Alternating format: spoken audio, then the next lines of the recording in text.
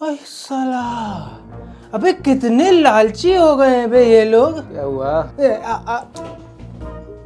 8,000 घंटा कर दिया बे, मेरे 10 घंटे नहीं हो रहे।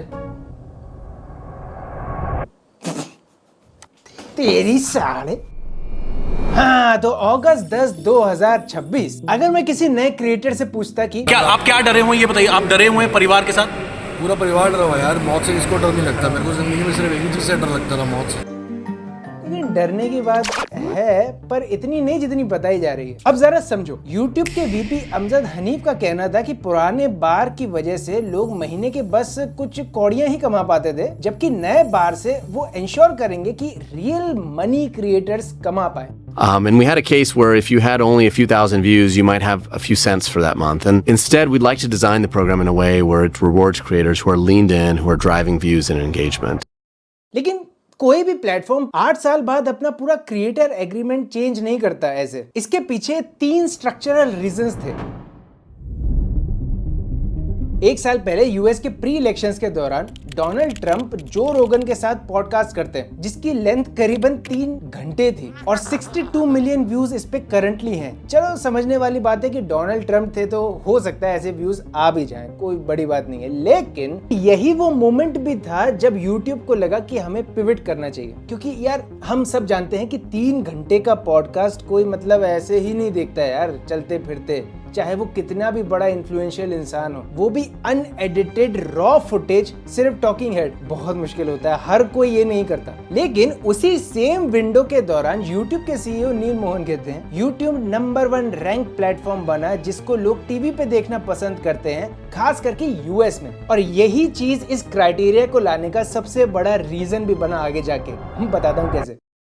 YouTube को यहाँ पर एक नई अपॉर्चुनिटी नजर आई कि यार हम Netflix, Hulu और बाकी OTT प्लेटफॉर्म से आगे हैं, कल को हम मोनोपोली भी क्रिएट कर सकते हैं। आसान भाषा में YouTube नया Netflix बनना चाहता था। और स्टैट से अगर देखा भी जाए तो टीवी की ऑडियंस हाल ही में YouTube पे बहुत बड़ी है, और जो लो क्वालिटी कंटेंट है या जो बल्क में है बहुत ज्यादा, जैसे कि बिना सिर पैर के शॉर्ट्स जिसमें कोई वैल्यू नहीं, बस क्रिएट कर दिए गए हैं, कोई इंटेंशन नहीं है, या वो वीडियोज या क्रिएटर्स जो सिर्फ पैसा फेम देख के बस कुछ भी बना रहे हैं, वो कंटेंट को आराम से वो लिविंग रूम में बैठ के नहीं देख सकते। मैंने ट्राई किया था, इसलिए आप ये भी देख रहे होंगे कंटेंट की लेंथ कितनी बढ़ती जा रही है यार। साला 1-1 घंटा, 3-3 घंटे, 4-4 घंटे के वीडियोस हमें देखने को मिल रहे हैं। तो इनडायरेक्टली टीवी फ्रेंडली कंटेंट की तरफ अब थोड़ा पुश जाने लगा है क्रिएटर्स का। और एक मजेदार फैक्ट की बात बताऊं, टीवी ऑडियंस का आरपीएम यूट्यूब पे ज्यादा है, यानी कि अर्निंग अपॉर्चुनिटी बढ़ जाती है अगर कोई आपका वीडियो टीवी पे देखता है। तो मैं भी चेक करूं कितने लोग देख रहे हैं।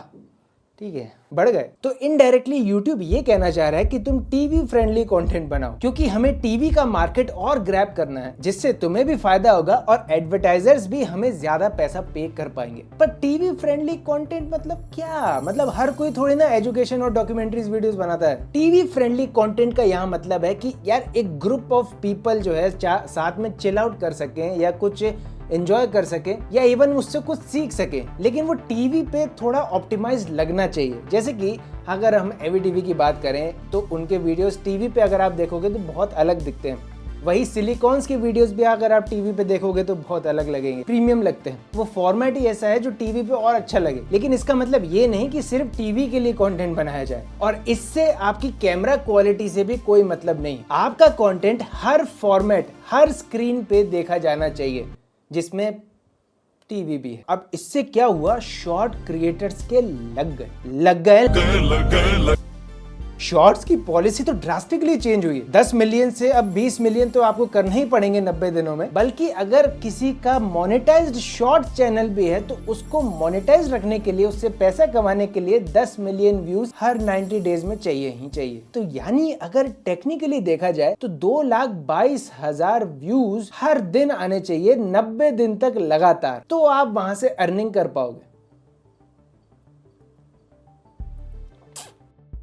ये हॉबीस्ट के नंबर नहीं है, ये एक प्रॉपर कॉर्पोरेट क्रिएटर के नंबर्स है। लेकिन ये भेदभाव क्यों? लॉन्ग फॉर्म क्रिएटर्स जो ऑलरेडी मोनेटाइज्ड हैं, उनको ये चीजें विरासत में मिली है अपने दादाजी से, उनको कुछ नहीं करना है। लेकिन शॉर्ट वालों को 90 दिन में 10 मिलियन लाने ही लाने हैं, ऐसा क्यों? ओके, तो YouTube कभी भी शॉर्ट प्लेटफॉर्म था ही नहीं और हम भूल जाते हैं कि ये एक सर्च इंजन की तरह भी काम करता है। वो तो इंडिया से टिकटॉक गया तो एक वैक्यूम बन गया कि यार उसकी जगह ले लें, तो मार्केट में होड़ मच गई और मेटा भी उसमें रेस में था। तो YouTube को लगा कहीं हम मार्केट शेयर ना गवा दे, तो उन्होंने फटाफट शॉर्ट्स का फीचर लॉन्च कर दिया। अब उन्होंने जल्दी जल्दी में फीचर तो डाल दिया, लेकिन वो ये भूल गए कि इस फॉर्मेट को मोनेटाइज करने के लिए सोर्सेज ही बहुत लिमिटेड हैं और end of the day YouTube एक बिजनेस है, चैरिटी नहीं। अब क्योंकि उनका जो फोकस है अब टीवी की तरफ जाने लगा है, तो शॉर्ट वीडियोस का टीवी पे ज्यादा काम है नहीं और लिटरली शॉर्ट्स के क्रिएटर को भी कुछ ज्यादा फायदा होता नहीं है सिवाय डिस्ट्रीब्यूशन के, क्योंकि हम जानते हैं कि शॉर्ट्स का एड रेवेन्यू भी कम ही होता है, एकदम ना के बराबर ही होता है। पिछले 60 दिनों में मैंने 250 रुपए कमाए हैं और फिर लोग मुझसे पूछ रहे हैं कि यार अपनी शॉर्ट चैनल को ग्रो कैसे करूं, मैं कैसे मतलब इसको बढ़ाऊं। वो सिर्फ एक्सपेरिमेंटल चीजों के लिए या अपने डिस्ट्रीब्यूशन को स्टार्ट करने के लिए एक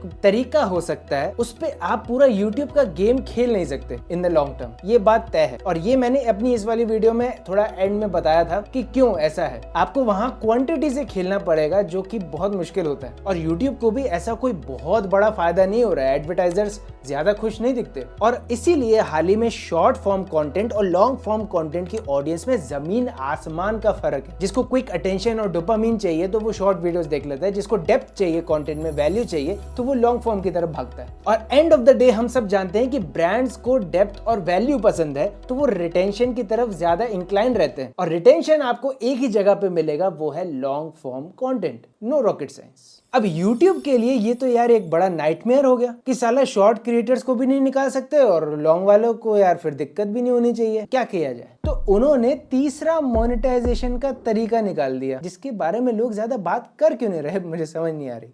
कवि कहना चाहते हैं कि मैं सिर्फ बड़ी वीडियो बनाने वालों को ही पैसा दूंगा। YouTube ने अब मोनेटाइजेशन को 2 हिस्सों में बांट दिया है। पहला हिस्सा वो जिसके लिए वो खुद पैसा देगा अपने एड रेवेन्यू से, जैसा कि होता आ रहा है अब तक। 55% हमें मिलता है, 45% YouTube रखता है। ये हो गया एड मनी जो YouTube अपने शेयर से तुम्हें दे रहा है। अब दूसरा हिस्सा है जिसके लिए तुम्हें खुद को पैसा देना पड़ेगा, यानी विन विन सिचुएशन हो गई, जैसे कि membership, YouTube shopping, fan funding, super thanks वगैरह वगैरह। याद रखना इसका पैसा YouTube आपको नहीं देता है, आपके जो फैंस बने हैं, लोग हैं, लोगों का पैसा आपको देता है। YouTube आपको सिर्फ एक मैच मेकिंग प्लेटफॉर्म की तरह वहां काम करता है। तो ये 2 हिस्सों में बट चुका है। ये जो क्राइटेरिया है जिसके लिए दुनिया परेशान हुई पड़ी है, वो इस कैटेगरी के लिए है और इस कैटेगरी के लिए ये है मोनेटाइजेशन क्राइटेरिया, यानी कि 500 सब्सक्राइबर्स या 3 वीडियो अपलोड्स करना पिछले 90 दिनों में और उसके साथ या तो 3000 घंटे पूरे करना या 3 मिलियन शॉर्ट्स होना। तब आपका ये वाली कैटेगरी से अर्निंग के अपॉर्चुनिटी खुल जाए। यानी कि लॉन्ग फॉर्म क्रिएटर्स खुश कि भाई उनको एक बड़ा केक का टुकड़ा अब मिल सकता है क्योंकि कम लोग खाने वाले हैं। छोटे क्रिएटर्स खुश कि यार हमें भी कुछ तो टुकड़ा खाने को मिल ही रहा है, चलो बड़ा नहीं तो वो बाद में ही सही, कुछ तो मिलेगा ही खाने को। और लिटरली 500 सब्सक्राइबर्स में अगर देखा भी जाए तो या 1000 सब्सक्राइबर्स में हो गए, मोनेटाइजेशन हो भी जाए, तब भी जो छोटे क्रिएटर्स हैं वो एड से उतना कमा ही नहीं पाते क्योंकि वो थ्रेशोल्ड भी कंप्लीट करना पड़ता है $100 वाला। तो इससे बेटर है कि वो कैटेगरी 2 में उन्हें डाल दिया जाए, जिससे वो एटलीस्ट अगर अच्छा कंटेंट बना रहे हैं तो वो अपने फैन से पैसा ले पाए। तो इनडायरेक्टली यहां से भी क्लियर हो जाता है कि जो क्वालिटी कंटेंट बनाएगा, जिसको हर फॉर्मेट में हर स्क्रीन पे लोग देख सकते हैं, उसको केक का टुकड़ा दिया जाएगा, जिससे क्रिएटर्स का जो अनवैल्यू पूल है वो खत्म होगा। एडवर्टाइजर टारगेटिंग ठीक से कर पाएंगे और उन्हें हाई वैल्यू ऑडियंस मिलेगी और जाहिर सी बात है जो वैल्यू क्रिएटर्स होंगे उनको ज्यादा अर्निंग के अपॉर्चुनिटीज मिल जाएंगे। अगर तुम ये सोच रहे हो कि YouTube का इसमें नुकसान है, ये ऐसा कर क्यों रहा है यार, कम हो जाएंगे लोग, तो इन्हीं का नुकसान है। YouTube ने 2 साल पहले ही अपनी पॉलिसी अपडेट कर ली थी कि चाहे तुम्हारे 0 सब्सक्राइबर भी हो, लेकिन ऐड तो हम तुम्हारे वीडियो पे दिखाएंगे ही दिखाएंगे और जिसका पैसा 100% हम ही रखेंगे। धंधे वाले लोग। इवन आप जो कैटेगरी 2 से पैसा कमाओगे, यानी मेंबरशिप या सुपर थैंक या YouTube शॉपिंग से, उसमें भी YouTube बैठे बैठे 30% लेगा। यानी कुछ करना उनका कुछ जा नहीं रहा है, आ रहा है। ऊपर से उन्होंने एल्गोरिथम भी हाल ही में चेंज किया है, सिमेंटिक की तरफ वो गए गए हैं, पर उससे क्राइटेरिया का क्या लेना देना। मैंने अपनी इस वाली वीडियो पे पूरा डिटेल में समझाया है कि अब YouTube कैसे काम करेगा आगे, सिमेंटिक आईडी क्या होती है और कैसे ये पूरा काम करेगी आपकी वीडियो के अपलोड करने के जस्ट 1 सेकंड बाद से। वो आप जाके जरूर चेकआउट करना। लेकिन ये बात तो तय है कि इस सिमेंटिक आईडी की वजह से AI स्लॉप कंटेंट जो थे उस पे 2 फिल्टर लग चुके हैं। अब एक तो ये आईडी वाला, मैंने आपको इस वीडियो में समझाया कि कैसे ये AI स्लॉप को खत्म ही करने वाला है, और दूसरा ये मोनेटाइजेशन क्राइटेरिया। क्योंकि हम जानते हैं कि सिमेंटिक आईडी जो नया एल्गोरिथम है वो जेमिनी पे ज्यादा फोकस करता है, जेमिनी AI पे, यानी कि प्रोसेस करेगा वो आपकी 4K वीडियोस को, और उसके साथ साथ अगर लो एफर्ट कंटेंट को भी अगर वो प्रोसेस करने लगा, जहां पर मिलियंस और मिलियंस ऑफ अपलोड्स ऑलरेडी है यूट्यूब पे, तो यूट्यूब की कॉस्ट बिलियंस में जाएगी AI की कंप्यूटिंग की। तो इससे बेटर है कि अगर उस पूल में से थोड़े लोग कम कर लिए जाए आगे के लिए, तो हमारी कंप्यूटिंग कॉस्ट जो है आगे जाके कम हो सकती है। और इसमें कोई रॉकेट साइंस नहीं है, ये सब समझते हैं। आप अगर इससे एग्री करते हैं तो कमेंट करके जरूर बताइएगा। ये मुझे तीसरा रीजन सबसे बड़ा लगता है। लेकिन तुम्हें अभी अभी पता चला होगा कि यार YouTube का व्यू काउंट एल्गोरिथम भी जो था वो भी चेंज हो चुका है कि अब पहले फ्रेम से ही व्यू काउंट हो जाएगा। लेकिन इसकी कहानी जो है वो उनके जो प्रीमियम लाइट उन्होंने सब्सक्रिप्शन अब नया निकाला है उससे बहुत मिलती जुलती है। अब ये प्रीमियम कंटेंट का खेल बड़ा निराला है। अब मान लो जो भी YouTube प्रीमियम का सब्सक्रिप्शन लेता है मंथली, तो उसका एक घेवर तैयार होता है। इस घेवर को तुम मान सकते हो कि जितने भी YouTube प्रीमियम मेंबर्स हैं वो ये पूरा घेवर है। तो YouTube क्या करता है, उस घेवर में से कुछ हिस्सा क्रिएटर्स के लिए भी रखता है। अब अगर किसी ने YouTube प्रीमियम स्टैंडर्ड एडिशन वाला लिया है तो तुम्हें घेवर का 30% हिस्सा मिलेगा, और अगर ये जो नया वाला आया है YouTube प्रीमियम लाइट, तो हर क्रिएटर को 60% हिस्सा मिलेगा उस घेवर में से। लेकिन इसका मतलब ये नहीं 60% घेवर पूरा तुम्हारा हो जाएगा। अब उस घेवर के टुकड़े को 2 बकेट्स में डाला जाता है, एक शॉर्ट वीडियोस के लिए, एक लॉन्ग वीडियोस के लिए। YouTube देखता है कि हमारे प्रीमियम मेंबर्स या जिन्होंने लाइट सब्सक्रिप्शन लिया है उन्होंने किसकी वीडियो देखी है, फिर वो वॉच टाइम के बेसिस पे कैलकुलेट करता है कि इस क्रिएटर को कितना प्रीमियम का हिस्सा और मिलना चाहिए। अगर प्रीमियम यूजर आपकी वीडियो लंबे समय तक देख रहा है तो आपको ज्यादा पैसा मिलेगा उस बकेट में से, और फिर उस बकेट में से बंटवारा होगा आखिरी में, तो होता है 55% और 45% लॉन्ग वीडियोस के लिए और 45 और 55 शॉर्ट वीडियोस के लिए। लेकिन अभी अभी एक नया अपडेट आया था कि वीडियो का जो व्यूज है वो पहले ही फ्रेम से काउंट होने शुरू हो जाएगा, और लोगों में खुशी का माहौल आ गया था। बेटा इसका मतलब ये भी है कि व्यूज अब आगे मैटर नहीं करेंगे, क्योंकि YouTube तो खुद ही वॉच टाइम के ऊपर फोकस कर रहा है। और ये जो प्रीमियम लाइट वाला सब्सक्रिप्शन है, इससे YouTube ने इनडायरेक्टली बोल दिया है कि तुम्हें वॉच टाइम और रिटेंशन पे फोकस करना बहुत जरूरी है, क्योंकि उसी से तुम्हारी अर्निंग भी बढ़ सकती है, जो हमारे VP साहब ने बोला। तो अगर तुम्हारे लिए पैसे जनरेट करने का YouTube से मतलब सिर्फ इतना था कि व्यूज ले आए, बाय बाय।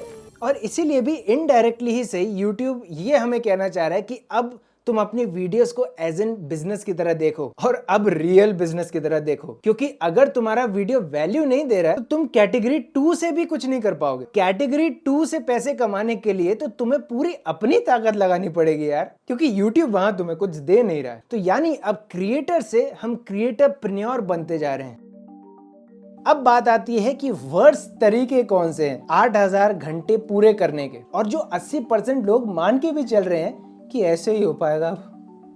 अगर तुम सोच रहे हो कि पूरा AI से बना के कुछ कर लूंगा तो खत्म है वो चीज। अगर तुम सोच रहे हो कि वॉच टाइम बाय कर लूंगा पैनल्स और बॉट से, ये भी खत्म है भाई। अगर मैं डेली 3 से 5 मिनट की हाई फ्रीक्वेंसी वीडियोस को अपलोड करूं, अब ये जो हिस्सा है वो थोड़ा 50-50 है, चल भी सकता है और नहीं भी, इसलिए इसे C टियर में डाला है मैंने। अगर आपका एवरेज व्यू ड्यूरेशन 2 मिनट के आसपास का है तो तुम्हें 8000 घंटे पूरा करने में 2,40,000 व्यूज लगेंगे। और ये मैं तब कह रहा हूँ जब तुम 3 से 5 वीडियोस शॉर्ट बर्स्ट में लॉन्ग फॉर्म में अपलोड कर रहे हो। एफर्ट बहुत ज्यादा लगेगा लेकिन क्वालिटी शायद वो मैच ना हो पाए, और इससे बर्नआउट के चांसेस बढ़ जाते हैं। इसमें दूसरा तरीका लोग सोच के बैठे हैं कि मैं लाइव स्ट्रीम करूं अगर 4-4 घंटे की, 5-5, 6-6 घंटे की, तब भी तो हो सकता है। बस इसमें एक फ्लॉ है, रिटेंशन डेंसिटी बहुत कम रहती है। अगर आपके लाइव स्ट्रीम में किसी को पसंद नहीं आया तो वो 30 सेकंड में भी जा सकता है। और हम सब जानते हैं कि लाइव सेशंस जो होते हैं वो जब खत्म होते हैं तो उनका जो रीच रेशियो होता है वो थोड़ा और कम हो जाता है। इसके बारे में मैं फुल्ली कंफर्म नहीं हूँ, आप मुझे बता सकते हैं, क्योंकि मैंने एक बार लाइव स्ट्रीम करी थी तो हाँ, बाद में कम ही हो जाता था वो। इससे ऑडियंस को वो सेटिस्फेक्शन कंटेंट नहीं मिल पाता है अगर आपकी लाइव स्ट्रीम में कमेंट्री सही नहीं है तो, और ऑर्गेनिक रिकमेंडेशन में भी बहुत दिक्कतें आती है। लेकिन अगर काम करता है और आप उस क्वालिटी को मेंटेन कर पाते हो लाइव सेशंस में, जैसे कि स्पीड कर पाते हैं, तो वो सबसे अच्छा तरीका भी हो सकता है। लेकिन फिर भी मैं इसे सी टियर पे ही रखूंगा। फिर एक और तरीका लोग कहते हैं कि 8 से 12 मिनट के आसपास की वीडियो बनाता हूँ मैं, सर्च वाली ट्यूटोरियल्स वीडियोस। अब जरा थोड़ा मैथमेटिक्स कर लेते हैं। अगर 12 मिनट का वीडियो है आपका, अगर 5 मिनट का एवरेज व्यू ड्यूरेशन है, तो आपको 8000 घंटे खत्म करने के लिए 96,000 व्यूज की जरूरत है टोटल, उस एक वीडियो से ही पूरा मोनेटाइजेशन करने के लिए। लेकिन ये वन टाइम वॉच बन के रह जाता है। जिसकी प्रॉब्लम सॉल्व हुई वो गया, वो अब वापस नहीं आएगा। अगर उसकी प्रॉब्लम वापस आती है और अगर आपके चैनल पे कोई वीडियो ऐसी है, तब वो वापस आएगा। इसका एक इलाज ये है जो आगे आपको मैं बताऊंगा, ये काम कर सकता है। फिर अगला तरीका आता है कि थीमेटिक सीरीज बनाई जाए। इसे मैं डालूंगा ए टियर पे, क्योंकि सिमेंटिक आईडी जो हम एल्गोरिथम हमने इस वीडियो में समझा था, उसके हिसाब से ये परफेक्टली सही फॉर्मेट है। आप 4 से 6 एपिसोड्स को लॉन्च करते हो सिमिलर टॉपिक के अराउंड, यानी कि एक मिनी सीरीज की तरह। तो सीरीज से क्या होता है, यूजर जो है वो अगले पार्ट पे जंप कर लेता है एंड स्क्रीन के बाद, जिससे वॉच टाइम बढ़ने के चांसेस चरम सीमा पे होते हैं। अगर तुमने 6 एपिसोड्स बनाए हैं और अगर व्यूअर ने 3 एपिसोड्स को 10 मिनट देखा है एक पूरे सेशन में, तो चांसेस हैं कि 30 से 40,000 व्यूज में वो 8,000 घंटे हो सकते हैं। ये बहुत ही मैसिव ग्रोथ हो जाएगी। एक और तरीका आता है, ये थोड़ा एक सजेशन है मेरा आपकी तरफ से, मेरी तरफ से आपको, कि यार अपना नेटवर्क खुद बनाओ। जैसे कि मेंबरशिप्स हो गई या ईमेल लिस्ट हो गई। ईमेल लिस्ट आज के जमाने में मस्ट है यार, क्योंकि यहाँ एल्गोरिथम का कोई कंट्रोल नहीं रहता। अब मैं ये नहीं कह रहा हूँ कि आप तुरंत उठो और ईमेल लिस्ट बना, नहीं, पूरा स्टडी करो कि ये ईमेल वाली चीज कैसे काम करती है। ये आगे जाके बहुत मदद करेगी। हमारा खुद का यार वेबसाइट है, हम ईमेल लॉन्च करते रहते हैं, जिसमें मैं अपनी बातें भी शेयर कर लेता हूँ। मुझे वीडियो बनाने की जरूरत नहीं पड़ती, लोग जिस पे देखनी होती है वो देख लेते। तो ईमेल काफी अच्छा तरीका है जिसमें पूरी ओनरशिप आपकी रहती है। कल को आप अगर कोई ब्रांड लॉन्च करते हो या कोई चीज लॉन्च करते हो, तो आप वहीं से ही डाइवर्ट कर सकते हो पूरा, एल्गोरिथम की उसमें कोई जरूरत ही नहीं पड़ेगी। तो मेरा ये बस एक सजेशन है जिसको मैं ए टियर पे डालूंगा। अब फिर आते हैं डीप 20 to 40 मिनट्स वाले वीडियो, जिनमें एक डेप्थ है, वैल्यू है। जैसे वीडियो एसेज को क्रिएट करना, डॉक्यूमेंट्रीज बनाना, पॉडकास्ट है, स्ट्रक्चर डीप डाइव्स हैं। ये जो कंटेंट के फॉर्मेट होते हैं ना, ये स्मार्ट टीवी के लिए ही बने होते हैं, यही वाला, क्योंकि वो ऑप्टिमाइज ही टीवी के लिए हुआ है। अब क्योंकि बड़े वीडियोस जो होते हैं 20 मिनट 40 मिनट के वीडियोस, और अगर कोई लिविंग रूम में टीवी पे बैठ के देख सकता है वो वीडियोस को, और 40 मिनट के वीडियो पे अगर मैं 20 मिनट का चलो मान के चलूं एवरेज व्यू ड्यूरेशन, फिर भी बहुत बोल रहा हूं मैं, लेकिन 20 अगर हम मान के चले, तो मात्र 24,000 व्यूज आपको चाहिए उस वीडियो पे, सिर्फ 24,000 व्यूज, यानी कि 66 views per day for 365 days. 2018 में यूट्यूब ने ट्रेडिशनल टीवी से कम्पीट करने के लिए उन्हें क्रिएटर्स का नेटवर्क चाहिए था कि यार ज्यादा से ज्यादा क्रिएटर्स आ जाएं। अब 2027 में कंटेंट की जो क्वांटिटी है उसकी कोई कमी ही नहीं है, लाखों वीडियोस अपलोड होते हैं आज। बस कमी है तो सिर्फ एक चीज की, और यूट्यूब को वही पूरी करनी है कि यार अपने एडवर्टाइजर्स को प्रायोरिटी देनी है, उनके ट्रस्ट को सेफ रखना है। बड़े ब्रांड्स टॉप डॉलर पे करते हैं आपकी वीडियो पे एड्स चलवाने के लिए। अगर उन्हें गारंटी मिलती है कि उनके एड्स किसी कंट्रोवर्शियल, ऑफेंसिव, मिसलीडिंग और लो एफर्ट कंटेंट पे वेस्ट ना हो जाए, वो यूट्यूब की जिम्मेदारी होती है। क्योंकि एक छोटा सा ब्रांड सेफ्टी स्कैंडल भी यूट्यूब को बड़ा नुकसान दे सकता है। तो इसका मतलब ये नहीं कि तुम्हें बड़े और बोरिंग वीडियोस बनाने बहुत जरूरी है। तुम्हें यूज करना पड़ेगा स्टोरी स्ट्रक्चर्ड मेथड, ताकि हम ऑडियंस को लंबे समय तक एंगेज रख पाए और रिटेंशन बढ़ सके, और रिटेंशन देख के ब्रांड्स आ सके। और वो कैसे हो सकता है, तो ये वीडियो देखो। मैं मिलता हूँ आपको अगली वीडियो में, तब तक के लिए बी बिजी।